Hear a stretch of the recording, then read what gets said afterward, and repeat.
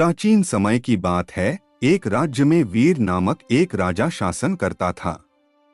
राजा वीर बहुत ही शक्तिशाली और प्रजापालक थे, लेकिन उन्हें एक दोष था, वह अत्यधिक क्रोधी स्वभाव के थे। जब भी उन्हें गुस्सा आता, वह बिना सोचे समझे कठोर निर्णय ले लेते थे। एक दिन राजा अपने महल में बैठे थे जब उनके पास एक सेवक आया।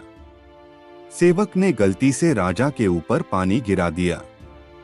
यह देखकर राजा वीर को बहुत क्रोध आया।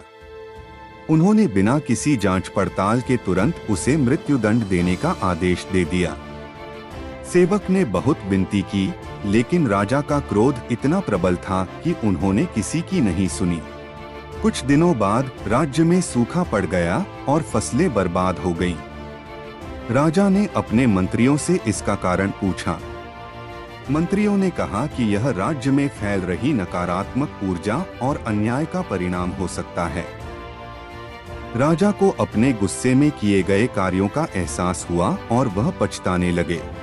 एक वृद्ध संत उनके महल में आए और राजा को समझाया, हे राजा, क्रोध में किया गया निर्णय हमेशा विनाशकारी होता है।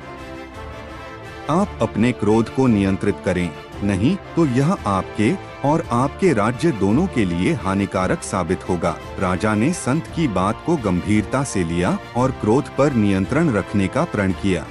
इसके बाद राजा वीर ने अपने राज्य में न्याय और शांति का माहौल बनाया और धीरे धीरे राज्य फिर से समृद्ध होने लगा।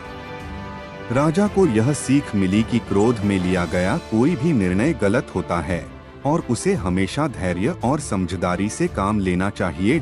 सीख क्रोध में लिया गया निर्णय हमेशा नुकसान पहुंचाता है। हमें अपने क्रोध पर नियंत्रण रखना चाहिए और समझदारी से काम लेना चाहिए।